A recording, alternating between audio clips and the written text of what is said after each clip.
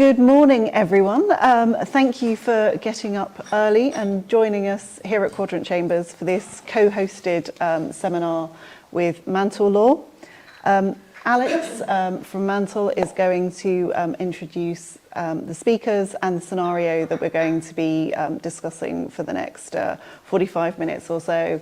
I'm going to leave about 15 minutes for questions at the end. So, Alex, over to you.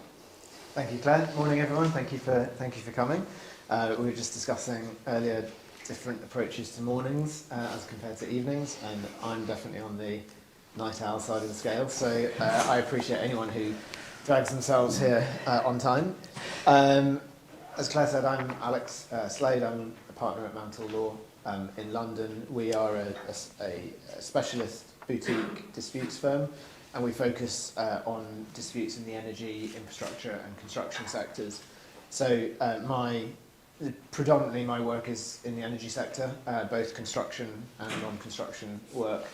About 95% is energy related. And on that, on the construction side of things, I do a lot of offshore construction work in both oil and gas and offshore wind. And that's the general topic of today's panel is offshore works. Claire Stopford is barrister here at Quadrant Chambers. She returned to the independent bar, in 2022 after 20 years for her sins in law firms, international law firms, and like me and Lucy, American law firms as well. The core of her practice is international arbitration, covering commercial and investor state work, and obviously representing clients in the English courts as well. Also covers adjudications, mediations, other ADR forms, and not quite in keeping with today's panel, describes herself as sector agnostic,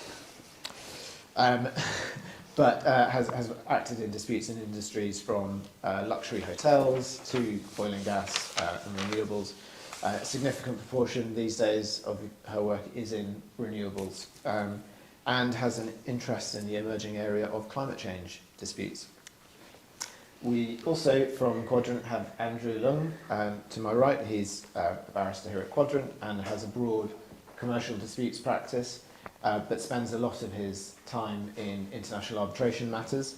And I think a lot of that international arbitration work is focused on shipping and offshore matters. So relevantly for today, that includes, for example, a lengthy arbitration over construction of an offshore gas platform.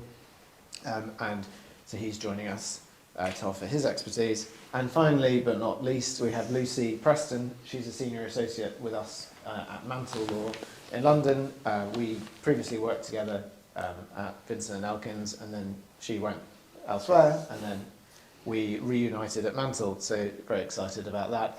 She focuses on energy arbitrations, in particular energy infrastructure, and offshore wind is a keen area of interest in that regard.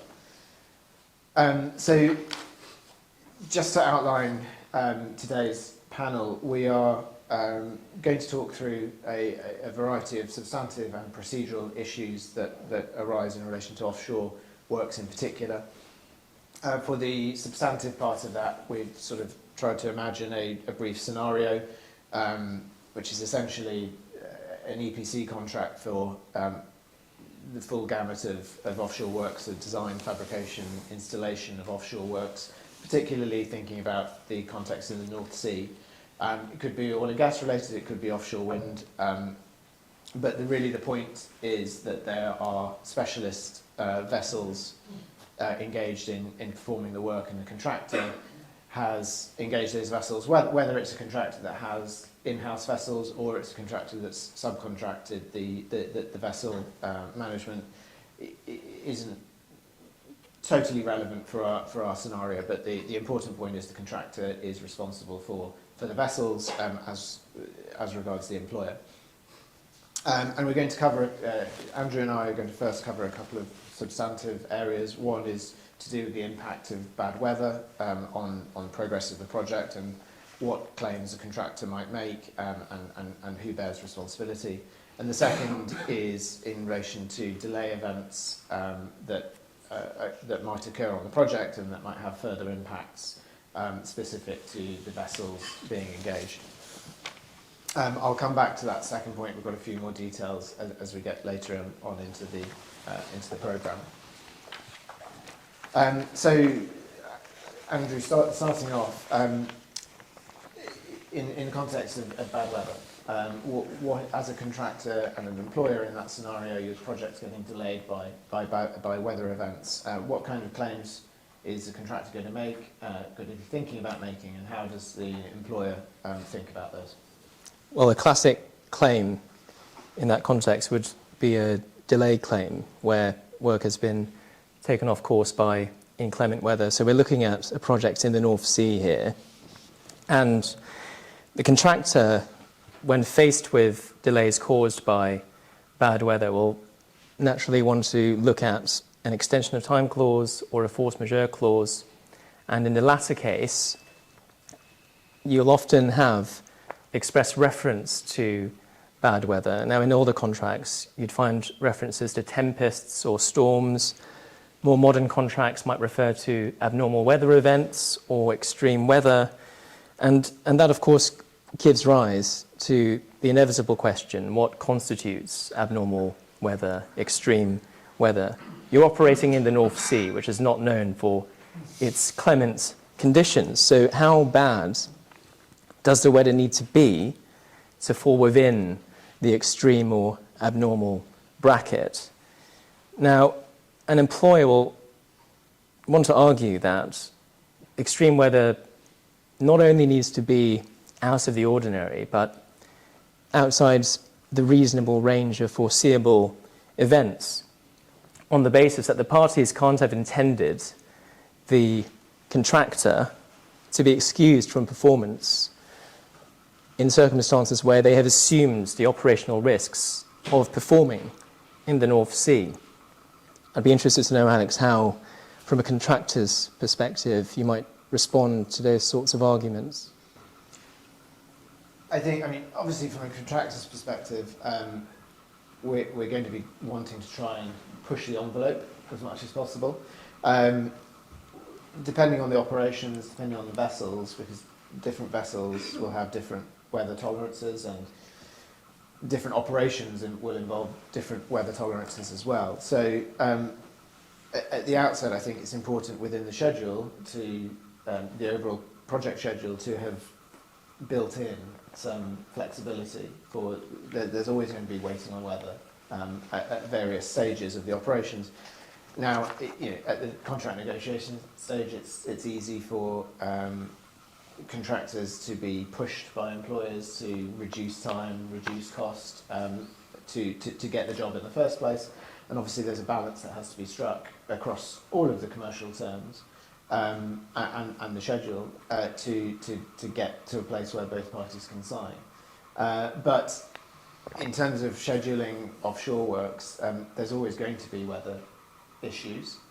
They need to be taken into account. So the question for the contractor is going to be whether it's possible to demonstrate that whatever has been planned for is no longer sufficient because the actual weather has been so significantly worse that schedule, which was, to take your point about reasonably foreseeable, that did account for what was reasonably foreseeable, and therefore anything outside of that schedule, anything that has pushed the timing outside of that schedule was not reasonably foreseeable because that was based on the information available and the expected waiting on weather time. Now, there's likely to be a challenge there, a number of challenges. It's likely that the overall effect of weather is going to be probably an increased number of days where operations are not possible or are slower, rather than one specific extreme event. So it might be an accumulation of smaller events that push what would take 1 month into taking 2 or something like that, rather than being able to pinpoint a single explosive weather event Yeah. that really gets in the way. And that's a question mark. Is that going to be enough? Is that going to get a contractor over the line? And in those circumstances, the contractor will want to be able to produce counterfactual analysis, which shows that if it wasn't for this event or this series of events, presumably you'd say the critical path would not have been delayed between these periods because these aspects of the project would have been continued as opposed to being discontinued. But it becomes tricky if you're not simply talking about having to stop work where the impact is fairly obvious. What if, for example, the work is simply slowed down or you don't have as many personnel on board the project because they haven't been able to get there from the accommodation? It's a lot more complex in that situation. That's right.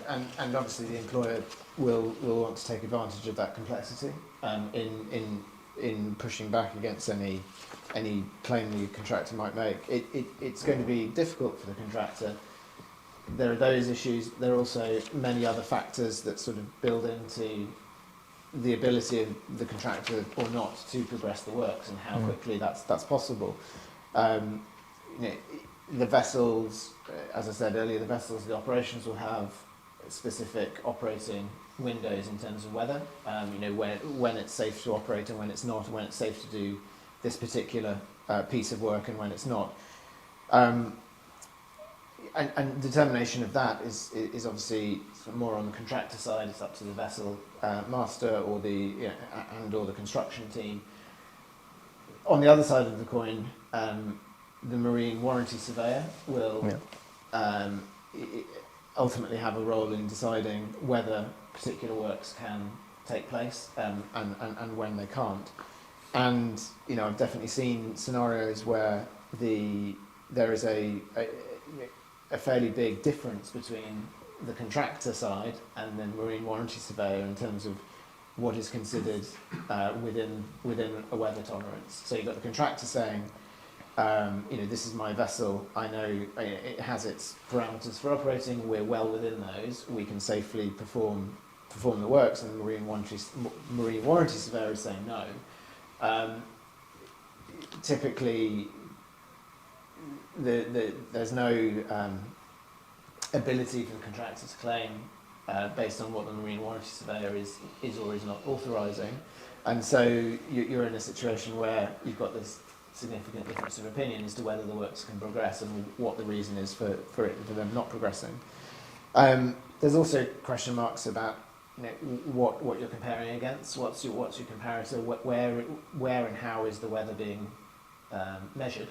If you're comparing the weather conditions at the time in a particular area, what are you comparing it against, and where are those weather measurements being taken for the comparator? Now, one scenario which sometimes arises is that you have a weather event or a force majeure event which causes delays after the completion date rather than before. And I want to explore, Alex, the potential differences in approach between force majeure clauses and extension of time clauses. The usual force majeure analysis, if the project is already in delay because the contractor has mucked up, and there's then, let's say, a once-in-a-century storm that hits the North Sea, causing 3 months of delay.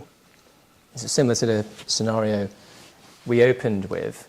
The conventional approach is that the storm does not constitute a force majeure event on which the contractor can rely, because the project is already in delay, and the only reason why the project is being impacted by that once-in-a-century storm is because of that delay. And so if you were entitled as a contractor to rely upon the storm to excuse performance, in effect, you'd be getting yourself off the hook for having delayed prior to the completion date. Now, slightly different considerations may arise where one is looking not at a force majeure clause but at an extension of time clause. And no doubt you'll be familiar with how this works in JCT forms, for example, where the contractor, to establish an extension of time, needs to show an event has caused delay to the overall progress of the work and therefore to the completion date. Now, the question arises whether the contractor can get an extension for a period which comes after the completion date due to an event after that date. So it's the same fact pattern. Is the outcome any different? And there's one case, Carillion Construction Limited, which looks at this issue. And Alex, I wonder if you could talk a bit about that. Yeah, so I think one starting point is I've seen a variety of I've seen weather dealt with in a variety of ways in contracts. Some contracts are just not mentioned weather at all, but I have seen other provisions where there is some detailed work at the contractual stage in defining weather parameters, and particularly defining what happens in relation to extensions of time. And I've seen clauses where with it, the parameters are set out quite clearly, and the consequences are also quite clear. So if the weather conditions exceed the parameters, then effectively the two parties, the employer and contractor, have ended up sharing the delay. So the contractor gets half a day for each day of weather exceeding the window. And in that context, that's, if that can be achieved early on, then that obviously helps both sides to do away with these kinds of arguments. I mean, I think on the extension of time point,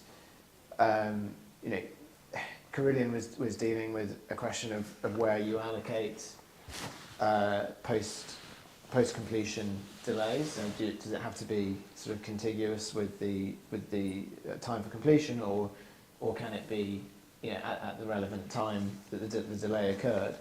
I think it was also dealing with a situation where looking at unliquidated damages, and often in our cases, imagining an EPC scenario, we'll be dealing with a situation where there are liquidated damages provisions, and that's what we're really arguing about. And in that context, the timing of when the delay happens and when it's allocated as against the schedule, is it contiguous or not non-contiguous, doesn't really have the same impact, because it's the same monetary cost per day no matter where you place the delay.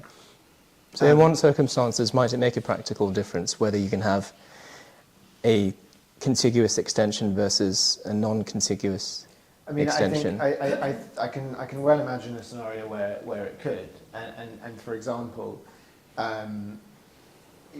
building on the weather point, if the delay relates to working in the winter period, so as compared to the summer period, and if you might then get into questions about how you measure the delay, and how that's applicable if that delay gets added on to an earlier time, as in the date for completion, as compared to when it actually occurs in maybe December or January or something like that.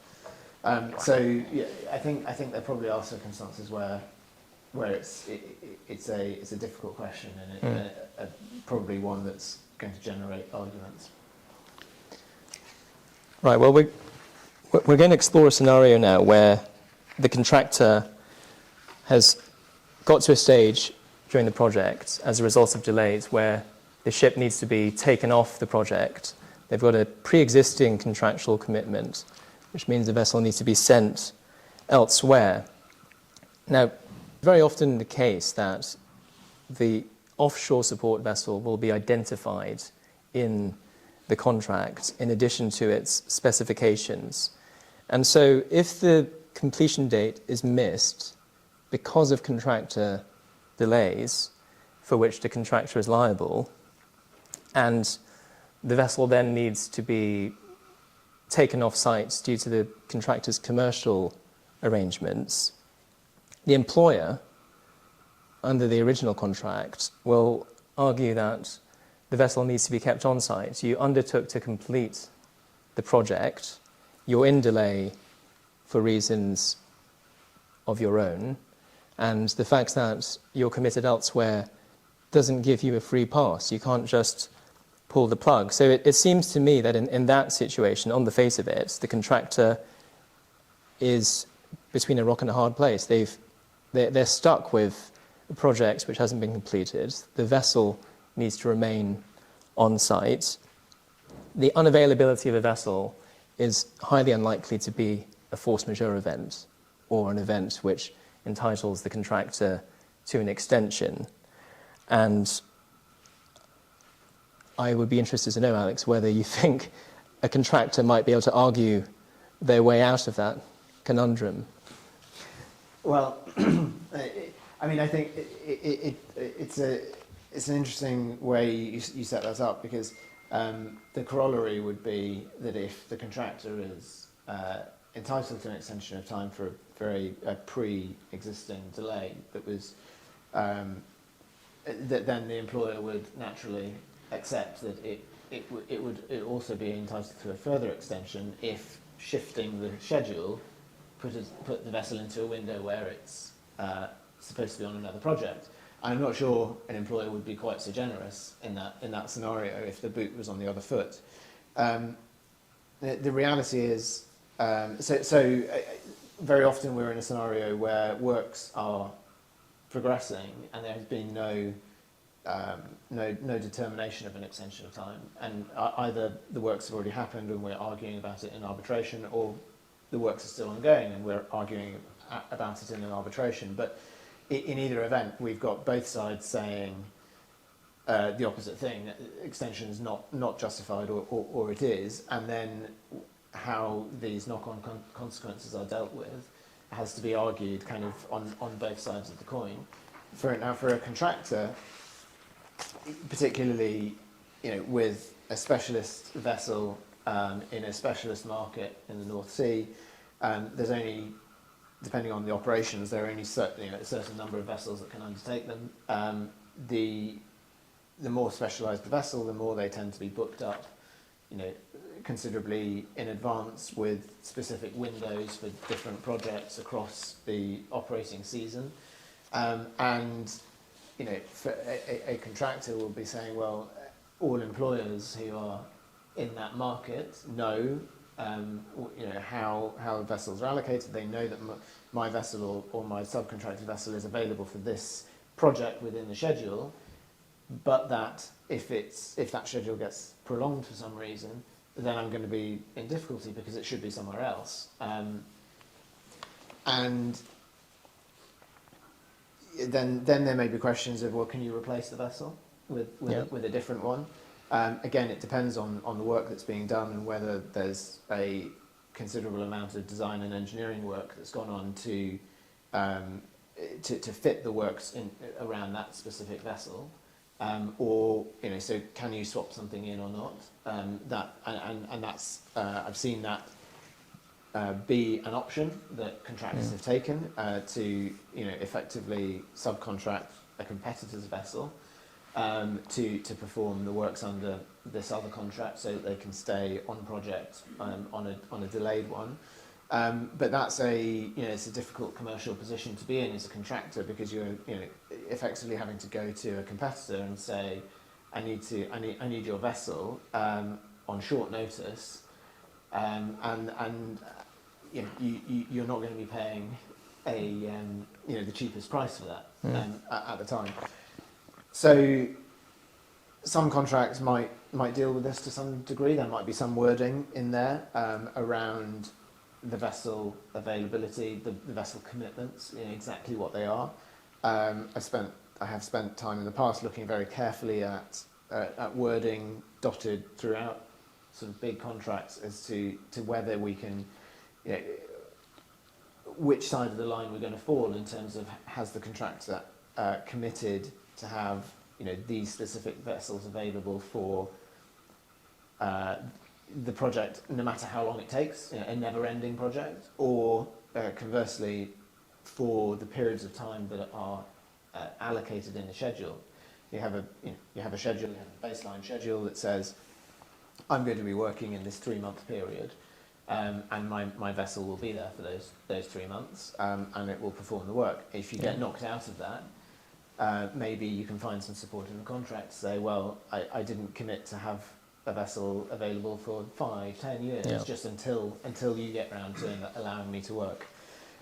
So I think a lot of time spent with the contract trying to work out how you could make those claims, but ultimately you're going to come down to looking at the schedule and saying that I've committed to this, and what my vessel is going to be doing outside of those windows.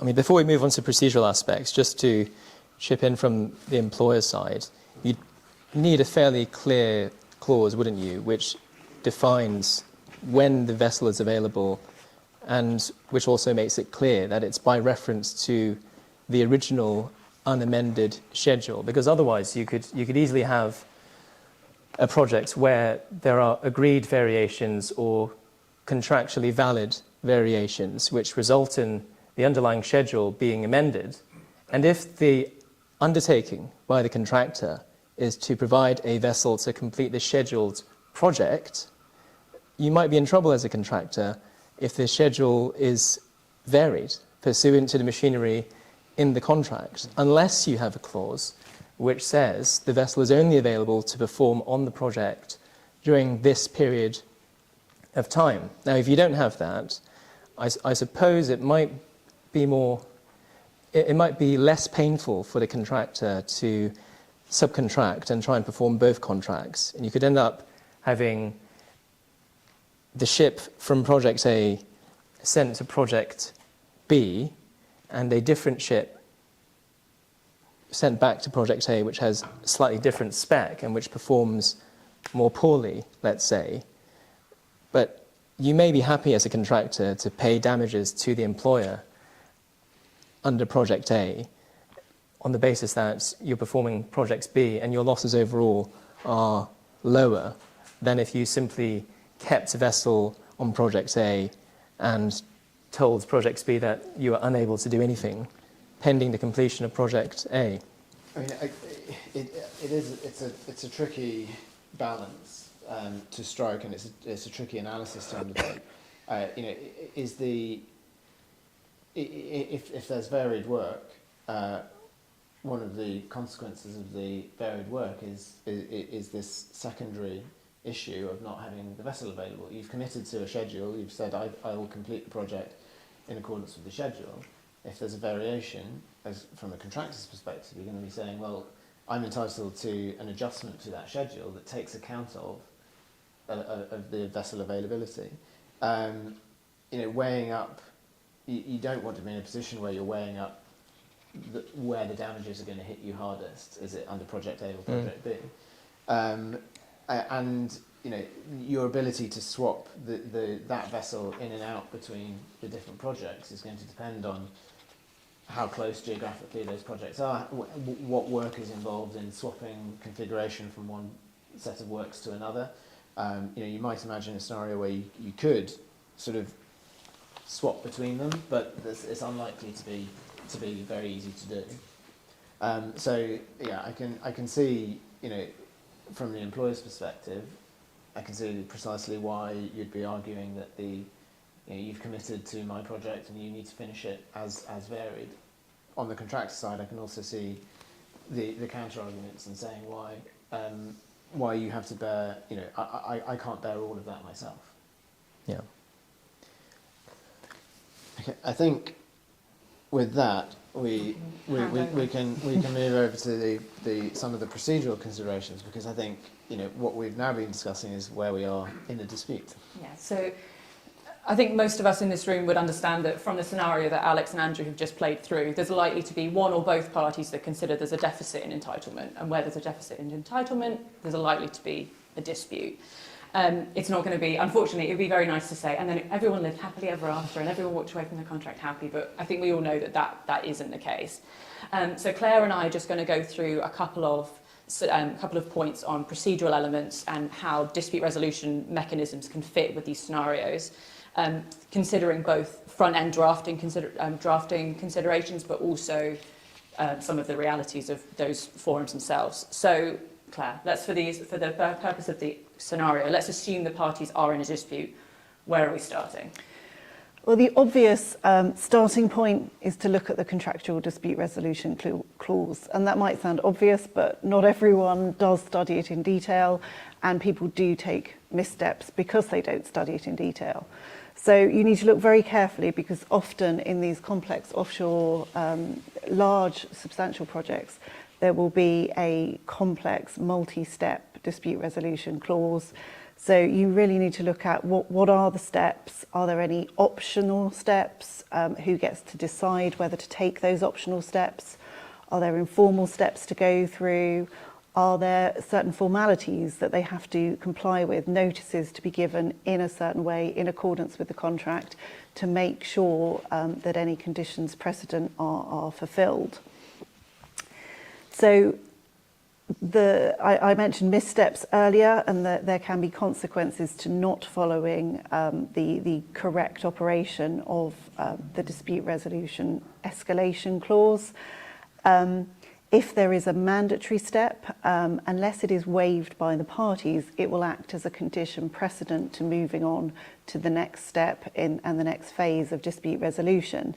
And if that happens, a claim could be stayed until that condition precedent is satisfied. So essentially the parties could be sent away and made to go through whatever the previous step was.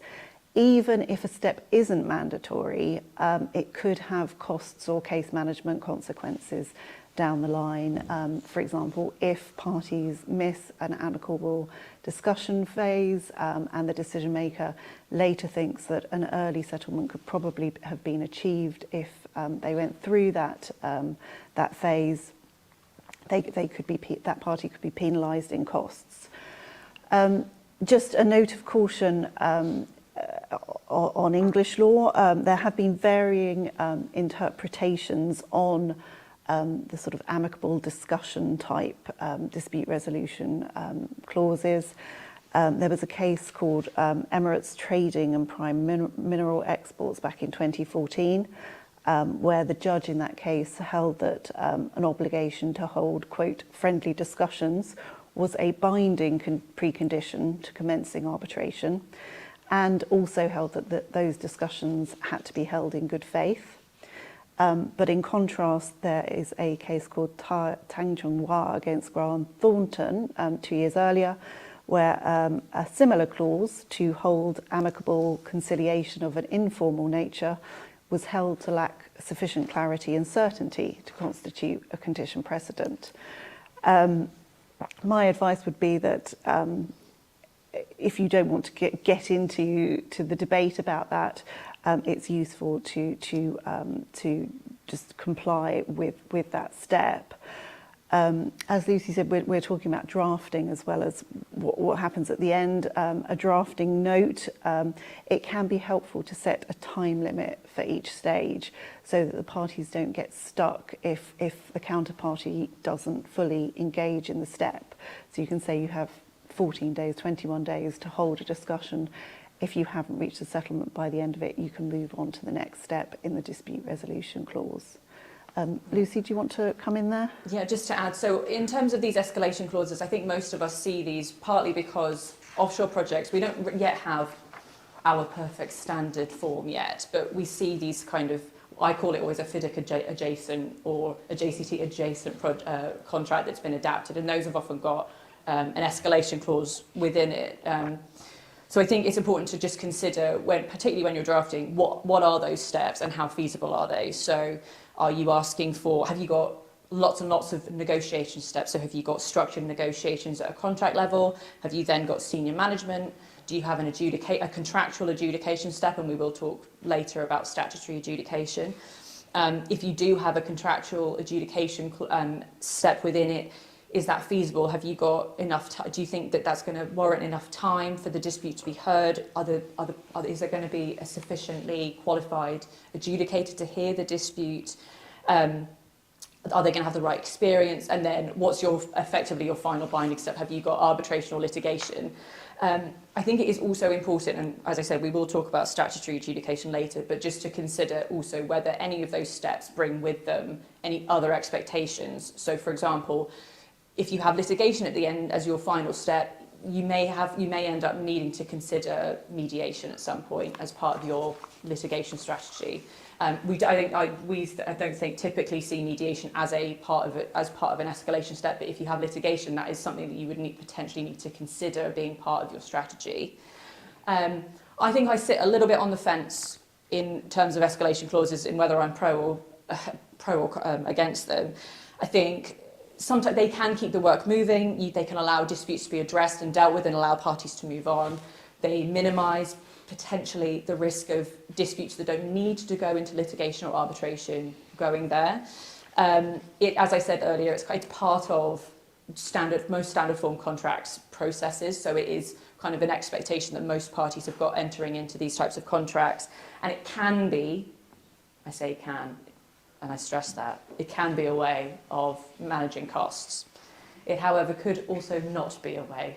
The downside is it may also not manage costs and it may escalate costs. It depends on what those steps are. So I think if you've got lots of negotiation steps, those don't necessarily increase costs. But if you have adjudication and arbitration, that could well be quite expensive. You may also have different expectations of parties and overlapping jurisdictional issues. As Claire said, the front end part, poor drafting and ambiguity in clauses might mean that you actually end up having to take the clause itself to dispute. A lot of these steps are non-binding, or potential, or you're having to wait and having to actually potentially see them through to the final step of the dispute resolution clause anyway. And maybe not often in offshore wind, but sometimes these steps can be used as delaying tactics. Can the parties agree to bypass these steps? For example, if you've got an obligation to take part in friendly discussions and there's a concern about what that means, whether it's enforceable, are you stuck with it? Usually, yes, the parties can agree to bypass a step or agree that it has been completed, perhaps in a shorter form than otherwise, but can consider the contractual requirements for making any amendment, and also be careful if you don't want to waive a particular step, that you don't inadvertently do so and inadvertently waive your right to go through one of the processes that's been outlined in the contract. Yeah, and that's why I think it's really important to consider how feasible your steps are and how prescriptive. And there is a balance, and obviously as lawyers we're going to sit here and go, it depends. That's going to be our answer. But there's no such thing as perfect, but a clause that works is going to be the best clause for you.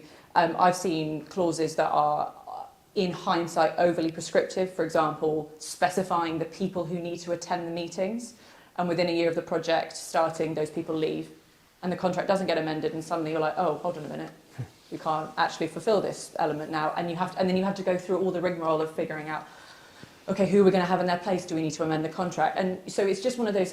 It's something that does actually really need to be considered front end before contracts are executed, and feasibility and whether those steps are going to be actually useful for resolving your dispute or are actually going to become a hindrance is really important to consider. And so just to add, from a practical perspective, I've had those discussions with clients in the past where they want to not bypass, but they want to say, well, I think this, this has been done. Because we had these discussions with so-and-so and that must be equivalent to, or it's better than the step that was in the clause, and we really, really need to press on. And that's a difficult balancing act. Do you waste more time? Do you take a little bit of extra time to go through a stage that you think is completely pointless? Or do you say, no, this has been done, and even if they disagree, I think I can win that argument. Yeah, good. So I mentioned earlier adjudication, and so Claire, I'm just going to pass this to you. is there a scenario where a party can insist on adjudication if there is no contractual agreement for it? The answer is yes, if you fall within the statutory regime, which means you have a construction contract, as that is defined in the scheme for construction contracts, and you're within the jurisdiction of the scheme, which means you're within the jurisdiction of the England and Wales regulations or the equivalent scheme in Scotland. The scenario that Alex has outlined here is an offshore project. It's unlikely to fall within the statutory scheme. So that means you can only resort to adjudication if the parties agree to it, either in the contract or subsequently. So this means that the parties might need to put a little bit of thought in at the contract stage as to any adjudication process, because the 28-day limit for the statutory scheme is very, very tight. It's designed to sort of give a quick and dirty answer.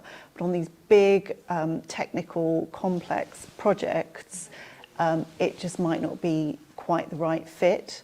So the parties might want to extend the time limits contractually. They might want to put a limit on pleadings to stop the adjudication getting out of hand and effectively becoming an arbitration by another name. The parties might also want to think very carefully about the identity of any future adjudicator, who will have the necessary technical understanding to get their arms around the complexities of offshore vessels, offshore construction, and so on, because within the tight time limits, even extended, of an adjudication, there is not a lot of time to educate your decision maker. So if they are starting from a level where they already have a baseline understanding of these projects, that might make the whole adjudication process run more smoothly.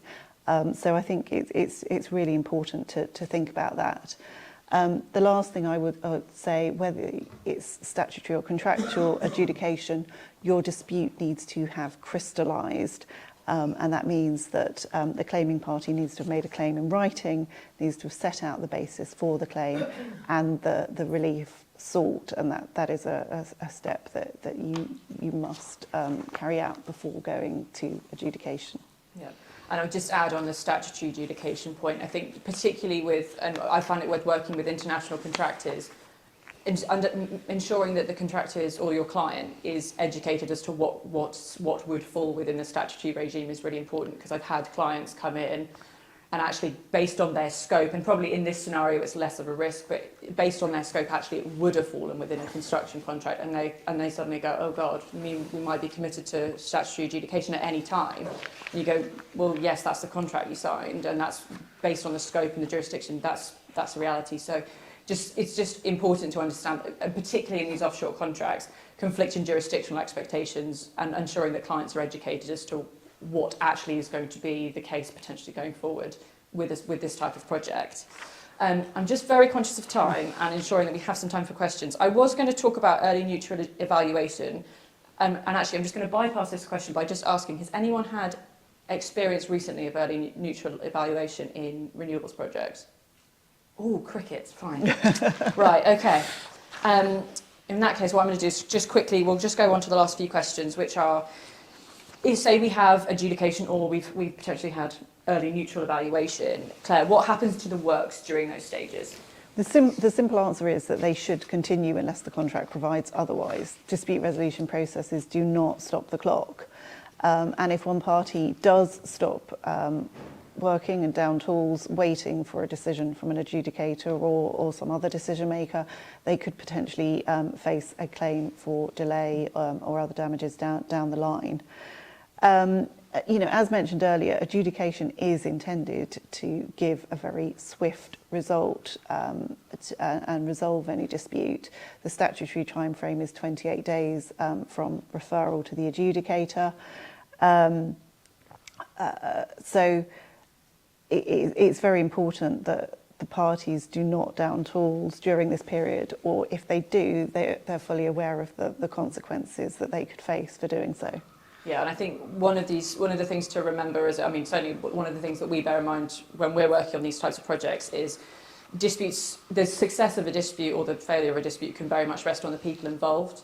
if you have, really good working relationships between the two commercial teams and the two legal teams, actually maybe, some of these processes will go smoothly. But sometimes if you've got potentially adversarial relationships going on, potentially at project level, that can impact whether one of those processes may or may not be successful. So it is when you're kind of looking at escalation clauses and looking at what's happening to the works and how the work's going to continue or not during this process, it's just important to remember all of the levels and what stakeholders are involved and how potentially whether these steps will be useful and the people involved will actually be able to get to a solution at each of these steps. So the next part of the scenario that we were sort of looking at was a contractor saying that it won't carry out some works that have been requested without a variation order, and what happens here. So sort of to kick off, if the work is clearly outside the contractual scope, then the contractor's on safe ground. There's plenty of authority out there to say that a contractor cannot be obliged to carry out work beyond the contractual scope without a variation order. But obviously in real life it's often not that simple, and it's not fully clear whether the work is within the contractual scope. But again, the contractor's at risk of a delay claim if it refuses to carry out work that's later found to be within the contractual scope. Yeah. And I think the warning sign from the disputes lawyers here is just remember to protect all, as a contractor, remember to protect all of your potential entitlement. So, remember to still comply with the variation steps or the extension of time steps, and make sure that you don't accidentally waive any potential entitlement by way of just failing to give notices because you think you're in a different process, and making sure that those steps are still complied with. I wonder whether we've got one final point on injunctions, which actually Alex has got an interesting point on. She says confidently.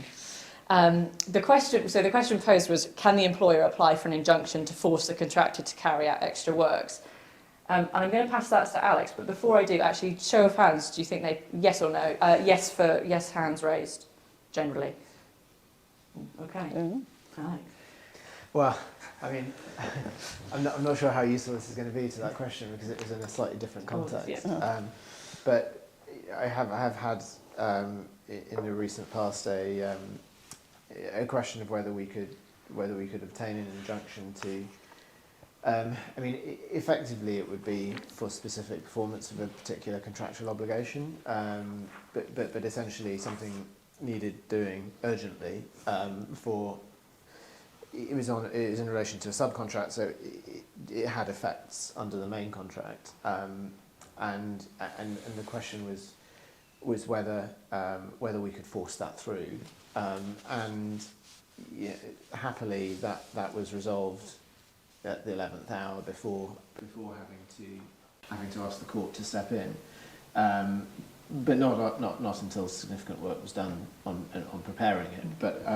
I think it's an interesting question, and one particularly where you take it away from a sort of more narrow, specific contractual obligation into the realms of forcing a contractor to do work that it disputes is within the original scope. I think that then becomes very difficult ground. But yeah, I think it's an interesting question. And I think it's important if you're facing that scenario to think about what you're actually asking the court or the decision maker for, and what the test is for getting that relief. So if you're looking for an injunction, then the test is the just and convenient test, the well-known American cyanamide principles, the balance of convenience. If you're looking for specific performance to enforce your contractual entitlements, that's an equitable, discretionary remedy. You need to be approaching the court with clean hands. You need to show damages would not be adequate, and you also need to show that all the conditions precedent have been satisfied.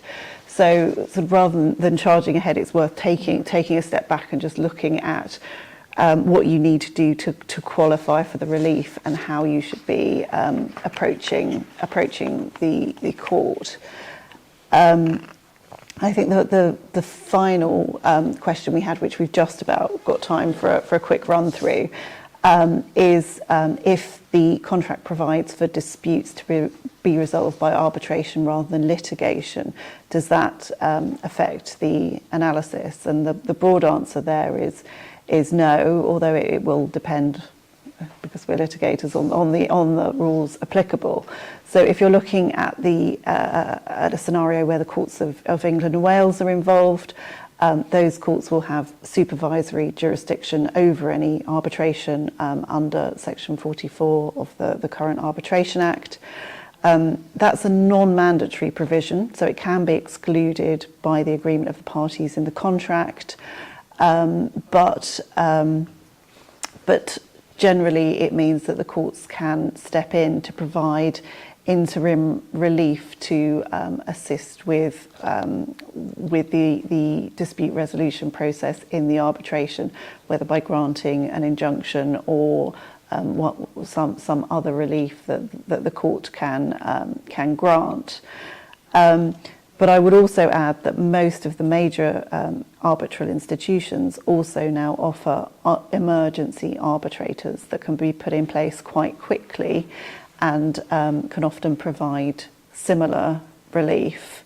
But I will say those provisions thus far have been fairly rarely applied. Yeah. I think we've got the statistics. I think the statistics. The LCIA said there were 4 applications of which in 2024, of which only 1 was granted.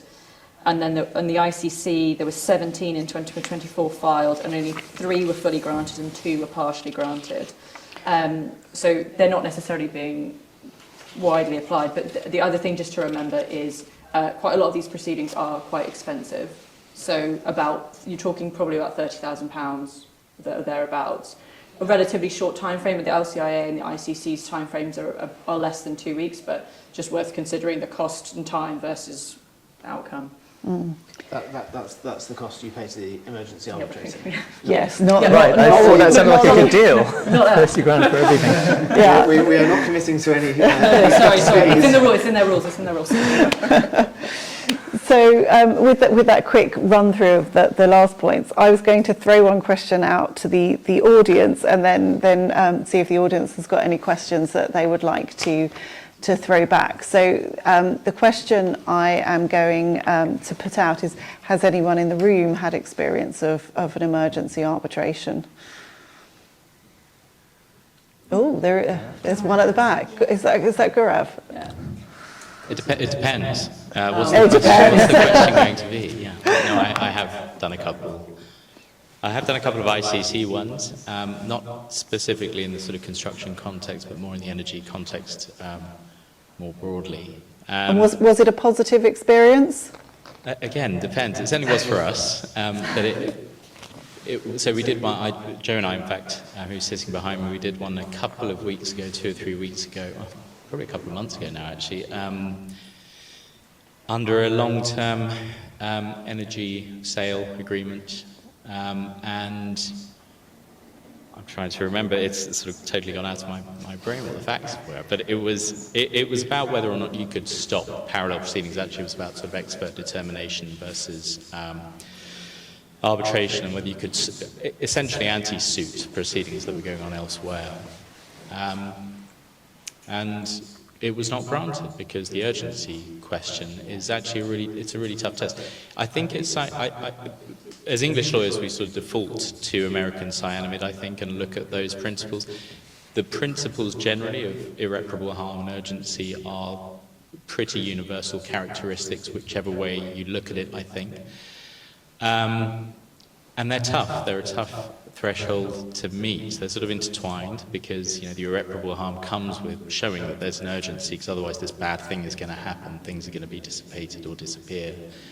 And it's a high hurdle. So think carefully before you do it, that's all I would say, because, it's not a good feeling. Well, it was a good feeling for us when we resisted it, but it's probably not a good feeling if you go for it thinking, well, it's a free hit. I did a case a number of years ago where my clients were at the receiving end of an anti-suit injunction granted by an LCIA tribunal, and not only did my clients have an injunction made against them, they were ordered to pay damages connected to the costs of the proceedings, which we'd rather naughtily commenced in a foreign jurisdiction instead of abiding by the arbitration agreement.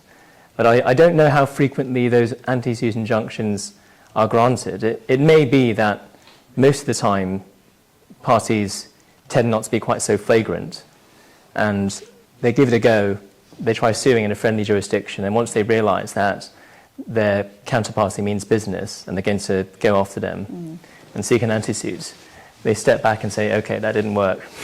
Let's go to arbitration. But in my case, for whatever reason, and I hesitate to add that this was not pursuant to my advice, this all predated my involvement, my clients were very gung-ho about this and thought, no, we can get these proceedings to a conclusion before the LCIA tribunal is constituted and able to act. And they were taken by surprise when the LCIA ball rolled quite as quickly as it did, and they were slapped on the wrist and made to pay damages. So not a pleasant experience for my clients, but no doubt quite a good experience for the applicants. Thank you. Do we have any other questions in the room? There is a roving mic, so please wait for that at the front here. So, yeah, I'm putting Gaurav a bit on the spot, maybe we'll see you, Andrew. Sort of in a comparison to the court process. So when I draft dispute resolution provisions, if we've got arbitration, which I say we often do because of foreign parties, I like to carve out something that says if either party needs to go to the court for something quick, they can still do that, because I've not done an arbitral expedited process and I'm inherently sceptical about them. I'm just wondering, and I have been pushed on this, do you think I should be more flexible about going with, I think a lot of the provisions have been updated recently with the offshore rules. Do you think I'm being unfair on them and I should be more open-minded? Sort of as a comparison of the processes. I'll shout the answer. My own view is it's quite common. You've got I think it's Gerald Nettles also a few years ago in tennis where you've got to where you've got to think carefully about exactly what stages you're acting at. So is the tribunal, including an emergency tribunal, able to act or not? And if not, then you've got Section 44. And if they can, and Gerald Nettles I think stands for the proposition that if you can go to emergency arbitration, then you can't go to court. So you've got that sort of procedural aspect.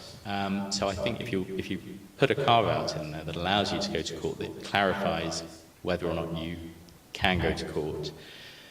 And so then the question is, should you go to court, I suppose? And in that scenario, my own experience is that you might have people arguing things in front of an emergency tribunal, knowing it's behind closed doors and they can have a go at this argument on points that they probably wouldn't feel so confident about going in front of a High Court judge and asking she or he to order that relief, because they know they're not going to come close to American cyanamide, and the rules, I think in both the LCIA and the ICC and probably some others, allow enough latitude where you could say, well, do I really have to show irreparable harm? That's not what the rule says. It just says urgency pending the constitution of the tribunal or whatever.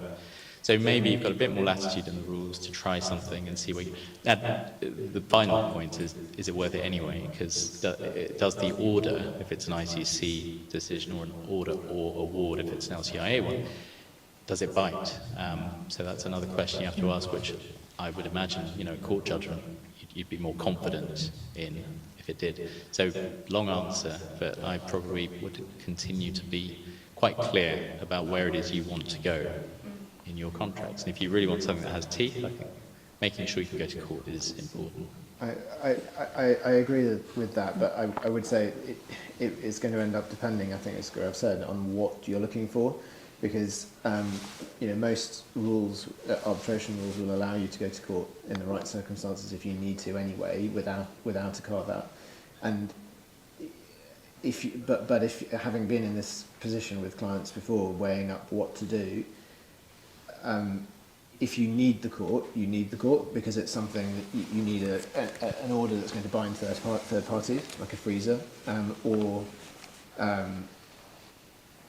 that's the most obvious scenario, really. You just can't get that from a tribunal. So there's no real question. You want to be going to court because that's the only way that you're going to bind a bank. If you can get something effective from a tribunal, then the next question is, well, is it under what circumstances should I nonetheless go to court? And really, you're probably down to a scenario where I need it quicker than 3 days or 5 days, something like that, which means kind of I need it overnight. And again, in that case, with an emergency arbitrator, you're not going to get relief in time anyway. So again, there's no question anymore.